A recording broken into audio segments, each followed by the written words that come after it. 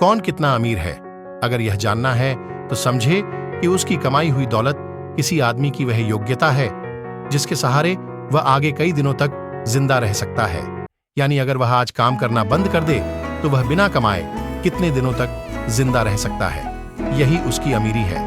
नमस्कार, मैं हूं बाटा और हम चर्चा कर रहे हैं रिच डैड पुअर डैड की, written by Robert T Kiyosaki. Robert T Kiyosaki कहते हैं कि आज की कर्जदार सोसाइटी दो बातें मानती है।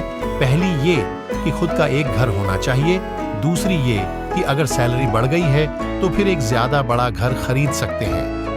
पर ऐसी सोच, ऐसी स्ट्रेटजी की वजह से परिवार ज्यादा कर्ज में फंस जाता है। लोग बुरी तरह से पैसों की तंगी का सामना करने लगते हैं। वह लोग अपनी जॉब्स में बहुत अच्छी सैलरी उठा रहे होते हैं, लेकिन इस सोच की वजह से वो सेविंग नहीं कर पाते। इसे हाई रिस्क लिविंग या जोखिम भरी जीवन शैली कह सकते हैं और इसका कारण छोटा सा है।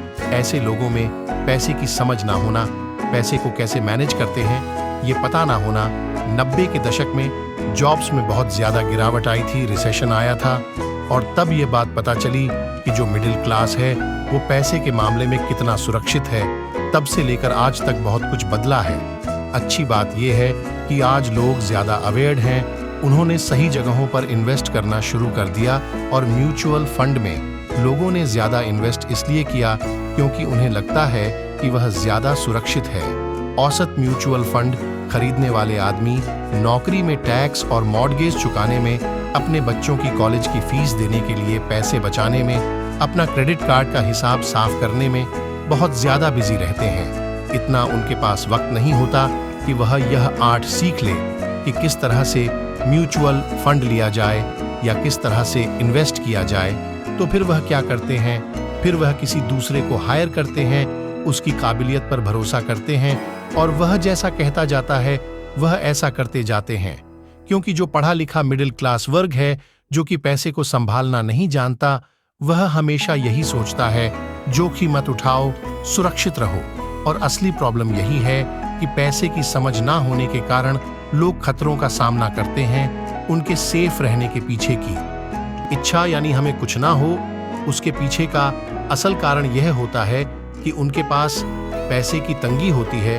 उनकी जो बैलेंस शीट होती है उसमें खर्चे ज्यादा होते हैं, इनकम कम होती है, या यूं कहे कि उनकी संपत्ति वाला यानी एसेट वाला कॉलम खाली रहता है। तो कोई गलत बात नहीं होगी। और जब सचमुच जिंदगी में वो once in a lifetime वाला मौका आता है ना, तो यह लोग उस मौके का फायदा नहीं उठा पाते क्योंकि इनके पास पैसे ही नहीं होते।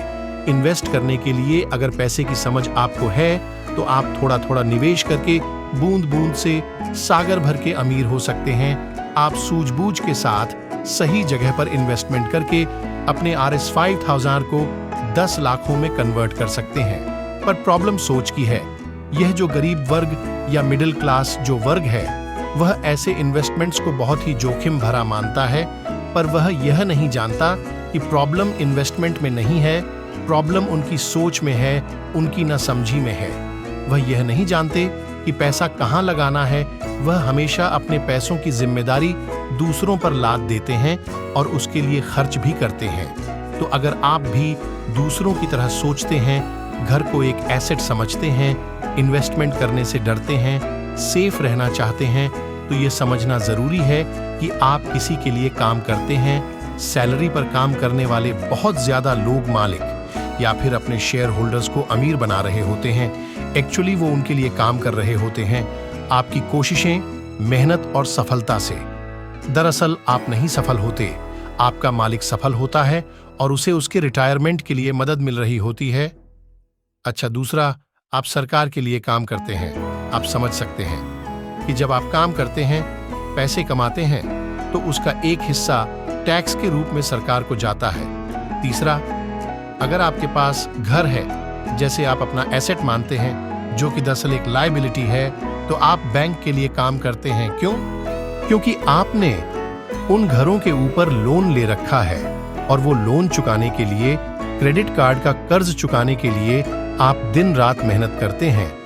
तो अगर आप सिर्फ ज्यादा कड़ी मेहनत से काम करते जाएं, तो समस्या यह है कि तीनों ही मामलों में आपको और ज्यादा मेहनत करनी पड़ेगी और फायदा आपको नहीं मिलेगा। किसी और को मिलेगा तो आपको यह सीखना पड़ेगा कि आपकी ज्यादा मेहनत से किस तरह आपको और आपके परिवार को फायदा हो। मान लीजिए कि अगर आप यह फैसला कर भी लेते हैं कि आप सिर्फ अपने काम से काम रखेंगे, पर पैसों की समझ ना होने के कारण, उसे मैनेज करने की समझ ना होने के कारण आपको यह नहीं पता होता कि आपके लक्ष्य को किस तरह से निर्धारित किया जाए। अक्सर लोग अपने प्रोफेशन को बनाए रखना चाहते हैं, अपनी सैलरी के सहारे ही अपनी संपत्ति को, अपने एसेट्स को खड़ा करना चाहते हैं। पर जब उनकी संपत्ति बढ़ती है तो वह किस तरह अपनी सफलता का आकलन करते हैं? कब कोई दूसरा आदमी यह महसूस करता है कि वह अमीर है, कि उसके पास दौलत है, और संपत्ति और दायित्व के बीच का बैलेंस कैसा है? यह सब बातें भी समझना उतना ही जरूरी है। तो फिर सवाल वही है कि अमीर कैसे बना जाए? अमीर बनने के लिए आपकी संपत्ति, आपकी सफलता, आपके आसपास का माहौल, आपकी दौलत, इन सब के बारे में आपको सोचना पड़ेगा। एसेट्स और लायबिलिटीज के बारे में सोचना पड़ेगा। सबसे इंपॉर्टेंट है कि अपने दिमाग को हमेशा खुला रखना पड़ेगा, क्योंकि ये जिंदगी भर का सब्जेक्ट है। आपको ये सब्जेक्ट जिंदगी भर पढ़ना है, सीखना है और अमीरी की राह पर आगे बढ़ते जाना है।